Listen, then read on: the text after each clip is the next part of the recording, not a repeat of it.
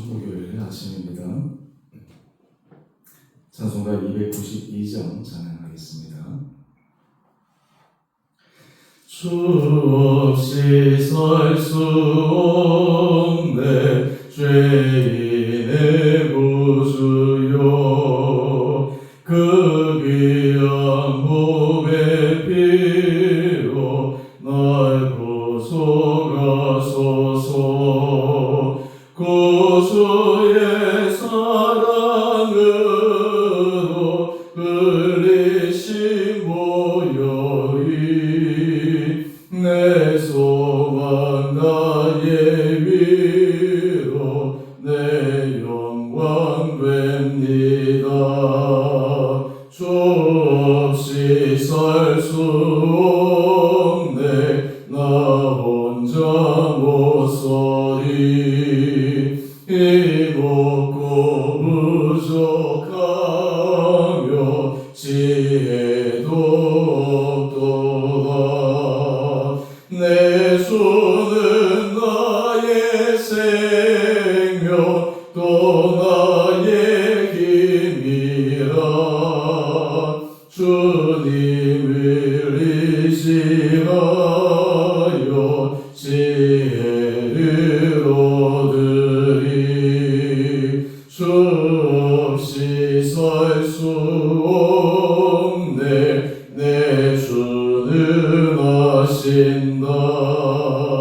내 영의 깊은 간구 마음의 소원을 주밖에 나의 마음 네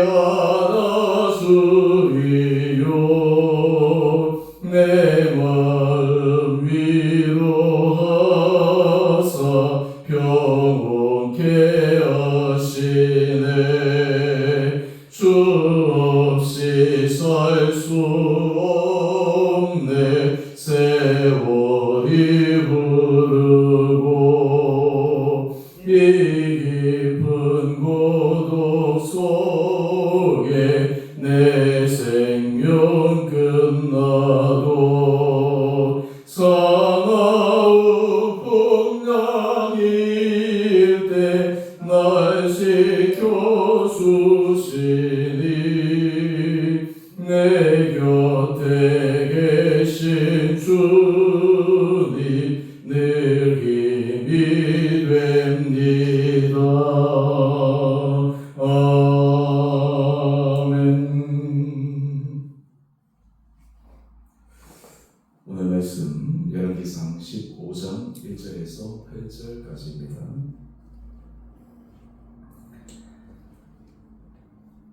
느밧의 아들 여로보암 왕 18째 해에 아비암이 유다 왕이 되고 예루살렘에서 3년 동안 다스리니라. 그의 어머니의 이름은 마아가요 아비살롬의 딸이더라. 아비암이 그의 아버지가 이미 행한 모든 죄를 행하고 그의 마음이 그의 조상 다윗의 마음과 같지 아니하여 그의 하나님 여호와 앞에 온전하지 못하였으나 그의 하나님 여호와께서 다윗을 위하여 예루살렘에서 그에게 등불을 주시되 그의 아들을 세워 뒤를 잇게 하사 예루살렘을 견고하게 하셨으니 이는 다윗이 햇사람 우리아의 일 외에는 평생에 여호와 보시기에 정직하게 행하고 자기에게 명령하신 모든 일을 어기지 아니하였음이라. 로보암과 여로보암 사이에 40날 동안 전쟁이 있었더니 아비암과 여로보암 사이에도 전쟁이 있으니라. 아비암의 남은 사적과 그 행한 모든 일은 유대왕 역대지략에 기록되지 아니하였느냐. 아비암이 그의 조상들과 함께 자니 다윗 성에 장사되고 그 아들 아사가 대신하여 왕이 되니라. 아멘. 주 목요일 아침입니다. 오늘 계속해서 르호보암의 아들 아비암 유다 왕에 관해서 말씀을 통해 함께 묵상하기를 원합니다. 또 하나님 앞에서 성실하고 신실하게 믿음의 생활을 지켜가면 하나님이 그 사람을 통해 그 후대의 후손에게 어떤 은혜를 베푸시는지 오늘 말씀을 통해 같이 묵상하기를 원합니다. 여러분 한 장 넘겨보셔서 본문 해설 보시면 유다왕 아비암에 대한 간략한 설명이 나옵니다. 르호보암 왕의 뒤를 이어 그의 아들 아비암이 왕위에 올라갑니다. 여러분 열왕기상과 역대기상하를 보게 되면 여러 왕들의 이름이 때로는 같기도 하고 다르기도 합니다. 그 이유를 오늘 본문 해설에서 간략하게 설명했습니다. 참고하시면 좋을 것 같습니다. 특히 열왕기상하는 남유다와 북이스라엘 전체 왕들에 관해서 계속 번갈아 가면서 얘기하지만 역대상하 같은 경우에는 남유다 왕국, 특히 다윗 왕조의 후손들을 중심으로 기록했기 때문에 조금 사관적인 입장에서 다르다라고 하는 것도 기억할 필요가 있습니다. 오늘 르호보암의 뒤를 이어 왕에 오른 이 아비암의 출신을 한번 보시죠. 오늘 본문에는 아비살롬의 딸 그의 어머니 마가에 대해서 이야기를 하는데 본문 해설에서는 바로 이 사람이 압살롬의 손녀일 수 있다라고 하는 것입니다. 그러니까 이 압살롬의 손녀의 아들이니까 이 아비암 같은 경우에는 여러 자기의 계보를 통해서 보았을 때 위로 올라가면 바로 이 압살롬과 관련되어 있다라고 하는 것을 추정해 볼 수가 있습니다. 여러분 잘 아는 것처럼 압살롬은 어떠한 사람이었습니까? 다윗에게 너가 왜 그러냐?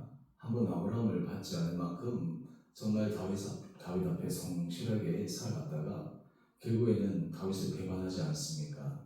그리고 다윗을 왕위에서 쫓겨나게 한 인물입니다.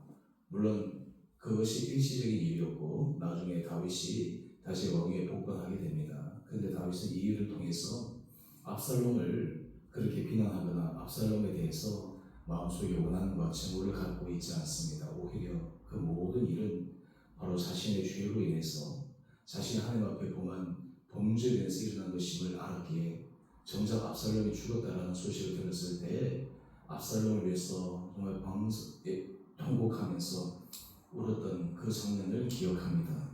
그런 의미에서 이 아비암은 사실 사람이 출신에 있어서 좀 당당하고 이름이 참 좋을 텐데 아무래도 그 안에 뭔가 거리낌이 있는 그러한 사람이었습니다. 그렇다면 더 자신의 삶에 있어서 하나님 모시기 더 성실하게 정직하게 믿음의 길로 잘 나가야 될 터인데 이 아비암의 모습이 어떠한가?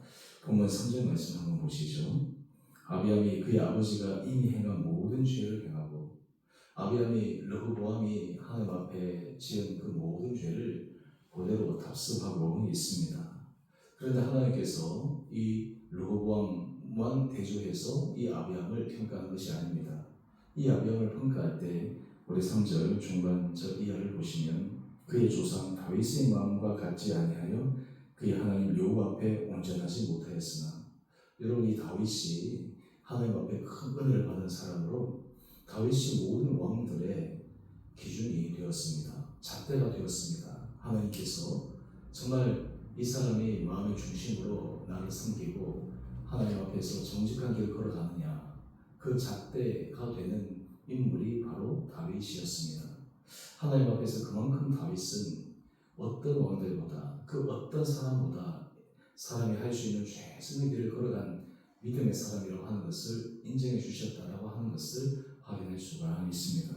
그런데 놀라운 것은 르호보암도 그렇고 아비암도 그렇고 하나님 앞에서 정직한 길을 걸어가지 못하는데 북이스라엘 여로보암과 달리 하나님은 이 남유다를 여로보암처럼 그 왕조가 그 가문이 지상에서 끊어지도록 내버려 두지 않았습니다. 어떤 차이일까요?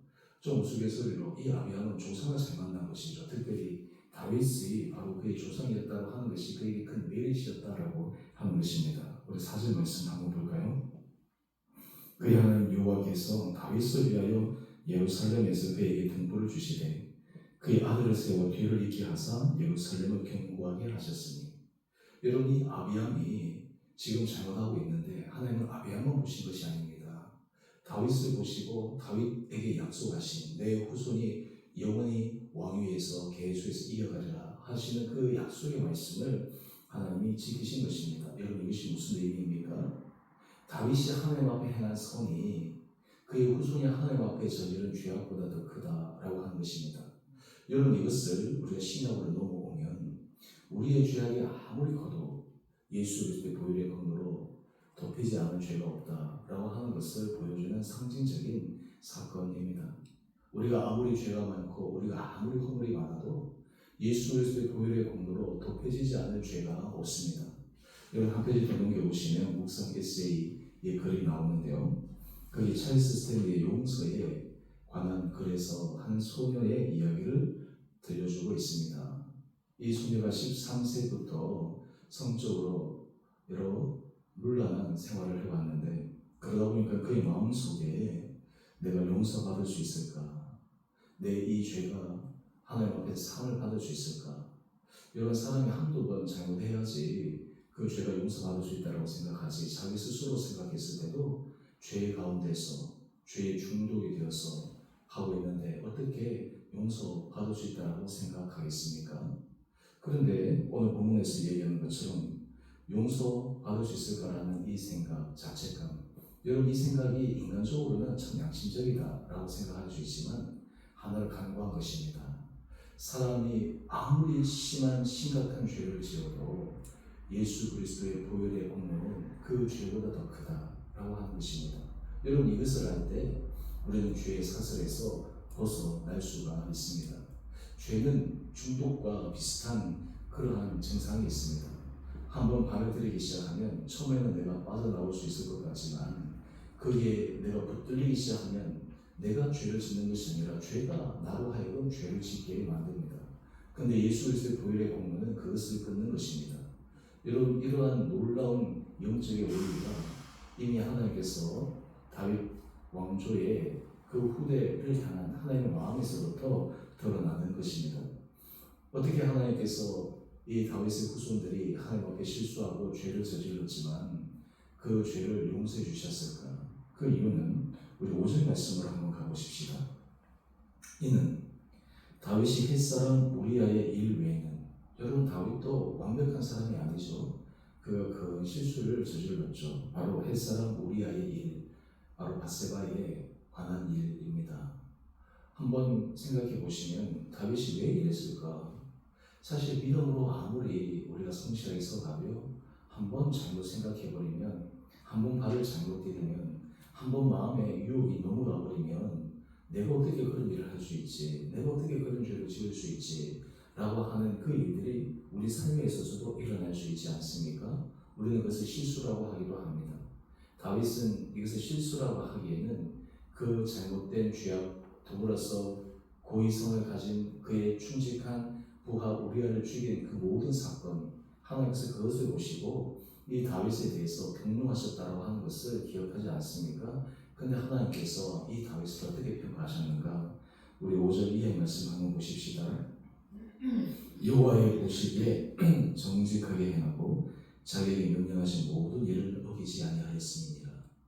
여러분 하나님께서 우리를 바라보실 때 하나님의 관점은 어떠하실까? 여러분 사람을 바라볼 때 여러분 사람을 바라보는 여러분의 관점은 어떠합니까? 때로 우리는 사람의 장점도 보고 여러분 사람의 단점도 봅니다. 그런데 어디에 가중치를 주느냐 이것이 우리 마음에 달려 있습니다. 그나마 나와 조금 신뢰관계 있고 가까운 사람은 부족함도 있어도 좋은 점이 있기 때문에 그 좋은 점에 가중치를 둡니다. 근데 대부분의 경우에 우리 마음이 조금 마음이 불편하거나 서운하거나 상처받게 되면 좋음보다는 안 좋은 거기에 더 방점을 두게 되는 것이죠. 그로 인해 가지고 실제로 좋은 것들을 기억하지 않고 안 좋은 것들을 계속해서 기억해서 그 관계가 틀어질 때가 많습니다. 하나님 우리를 보실 때 어떠할까? 다윗도 마찬가지지만 하나님 앞에 완벽한 사람은 누가 있겠습니까? 아무도 없습니다. 다 하나님 앞에 부족한 사람입니다. 하나님 앞에서 하나님이 보시기에 하나님의 마음을 아프게 한 그러한 삶의 발자취를 남긴 것이 우리 죄인들의 모습입니다. 그런데 하나님께서 이 다윗을 평가하실 때 우리아의 일 외에는 평생의 여호와 보시기에 정직하게 행하고 자기에게 명령하신 모든 일을 어기지 아니하였습니다. 하나님께서 그 다윗의 중심을 보신 것입니다. 하나님께서 다윗이 하나님 앞에 잘한 일을 보는 것입니다. 여기 하나님은 이 사람의 연약함을 어느 정도 인정하십니다. 사람이 아무리 그 마음으로 계획을 하더라도 그 걸음을 인도하시는 이시지만 또한 사람이 그 마음에 원하는 대로 되지 않는 것이 사람이지 않겠습니까? 그렇기 때문에 하나님께서는 사람을 평가하실 때 잘한 것도 있고 부족한 것도 있다면 하나님께서 잘한 것에 더 방점을 주십니다. 다르게 얘기하면 하나님은 사람에게 복 주시기 위해서, 칭찬하시기 위해서, 하나님께서 그 사람을 격려하기 위해서 잘한 것들을 더 찾으시는 그러한 분이시다라는 것입니다. 왜 우리가 하나님을 좋으신 하나님이라고 표현합니까? 하나님 앞에 서면 하나님은 우리의 잘잘못을 가려내어서 그것을 지적하는 분이 아니십니다. 오히려 우리에게 하나님 앞에서 믿음으로 걸어가려고 했던 마음의 중심, 하나님 앞에 헌신하려고 했던 것들, 이런 것들을 더 장점을 부각시키고 강화시킴으로 우리가 하나님 앞에 설 수 있도록 만드시는 분이 바로 하나님이십니다. 그렇기 때문에 하나님이 이 사랑의 하나님, 성실하신 하나님, 신실하신 하나님, 여러분 이것이 바로 하나님이 이 다윗 왕조, 특히 다윗의 후대 왕들이 잘못하고 실수하였음에도 불구하고 하나님께서 이 다윗을 보시고 그 모든 후대 왕들의 잘못을 덮어주시는 그 모습을 오늘 말씀을 통해 묵상합니다. 여러분 그렇다면 제가 늘 설교할 때 늘 강조하는 부분이지만 여러분 우리의 신앙은 현재 모습이 우리 당대에만 끝난다라고 생각하면 큰 착오입니다. 여러분의 지금의 신앙이 지금 당장 눈에 보이는 우리 자녀들 또 우리 손주들 심지어는 우리가 볼 수 없는 그 다음의 후대에게까지도 영향이 갈 수 있다라는 것입니다. 무엇 때문에 그렇습니까? 하나님께서 우리의 모습을 기억하시기 때문입니다. 오늘 큐티 제목을 마지막 보시고 제가 말씀을 마치겠습니다. 다윗의 등불을 지키시는 언약의 신실하신 하나님, 하나님은 하나님의 말씀을 지키시는 신실하신 분이십니다. 하나님께서는 나를 존중히 여기는 자를 내가 존중히 여긴다. 하나님 앞에 믿음으로 성실하게 걸어간 자들의 그 삶의 모습을 하나님은 결코 간과하지 않으십니다. 오늘 이 아침 다시 한번 우리 마음을 다잡고 또 하나님 앞에서 지혜로운 사람은 당장 눈앞에 보이는 이 현재 삶만을 집중하면서 살아가는 것이 아니라 앞으로 다가올 미래 또 우리 눈에 보지 못할 그까지도 미리 바라보면서 믿음의 길을 걸어가는 사람입니다. 오늘 신실하신 하나님 앞에 우리 삶의 모습을 다시 한번 점검하고 또한 그 하나님께서 우리 자신과 우리 후손과 우리 모든 이어진 대대 가운데 하나님께서 부어주실 은총을 기억하며 다시 한번 우리 마음 중심이 우리의 삶의 모습이 하나님께서 다윗을 향하여 평가하듯이 정말 하나님 앞에서 정직하게 행하고 하나님께서 지키신 하나님께서 명하신 명령을 온전히 준행하기 위해 최선을 다하는 그런 아름다운 믿음의 모습, 믿음의 길을 걸어가는 우리 사랑하는 성도님 한 분 한 분들 되시기를 주님 이름으로 축원드립니다. 함께 기도하겠습니다. 사랑의 주님, 참 인간의 모습이 얼마나 연약한지요. 하나님께서 축복하여 주셔도 그 축복이 축복인 줄 모르고 하나님이 마음 아파하시는 것도 알지 못한 채 죄악의 길을 걸어가는 것이 바로 인간의 본성임을 오늘 말씀을 통해 묵상합니다. 르호보암도 그러했고 아비암도 그러했습니다. 하지만 그 타락한 유대의 왕들을 하나님께서 심판하시기보다 다윗의 하나님 앞에 성실한 믿음의 길을 걸어갔던 것을 기억하여 하나님이 다윗에게 약속하신 그 약속을 지키시기 위해 그 후손들에게 은혜를 베푸시는 모습을 또한 묵상합니다. 오늘 우리의 신앙의 모습, 우리의 삶의 결단이 당대뿐만 아니라 우리 후대에게 얼마나 지속적인 하나님 앞에 영향을 미치는지를 생각하며 오늘도 두렵고 떨림으로 믿음의 길을 걸어갑니다. 우리 온 사랑하는 성도들, 정말 하나님 앞에 칭찬받는 거룩한 자들, 하나님 앞에 인정받는 그런 믿음의 신실한 삶을 살아가게 하여 주셔서 그래야 우리 성도들의 모든 가정들이 가면 갈수록 믿음 안에 그런 축복을 받고 또 우리의 자녀들도 더 하나님 앞에서 신실하고 성실하고 더 하나님 앞에 헌신적인 믿음의 사람이 되어 우리 온 사랑하는 성도들의 가문에 정말 하나님 앞에 큰 축복을 받는 귀한 가문들로 세워 주옵소서.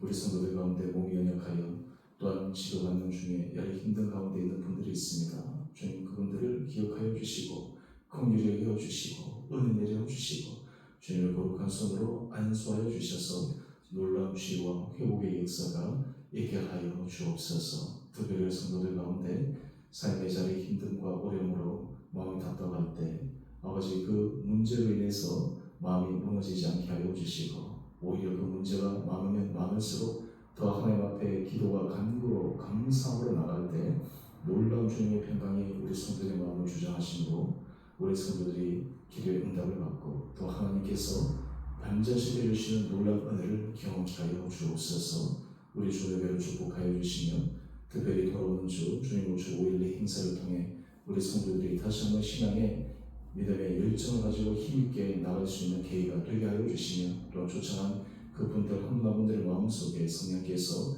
은혜를 도와여 주시고 새로운 믿음의 결단으로 우리 신앙 공동체 안에서 믿음의 길을 걸어갈 수 있는 귀한 계기가 되게 하여 주옵소서. 주님 나라의 민족을 공의를 해주시고 나라의 비전자들 정치 지도자들에게 지혜를 도와여 주시며 역사 앞에 무엇보다 하나님 앞에 정직한 길을 걸어가 시대의 사명 하나님께서 그에게 주시는 소명들을 성실하게 감당하여 특별히 이 나라가 더욱더 주님의 축복을 받는 거룩한 나라 되게 하여 주시기를 우리를 사랑하신 예수님 이름으로 감사기도 드리옵나이다.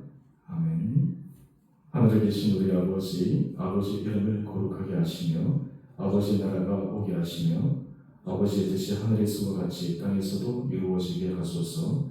오늘 우리에게 일용할 양식을 주시고 우리가 우리에게 잘못한 사람을 용서하여 준 것 같이 우리의 죄를 용서하여 주시고 우리를 시험에 빠지지 않게 하시고 악에서 구하소서.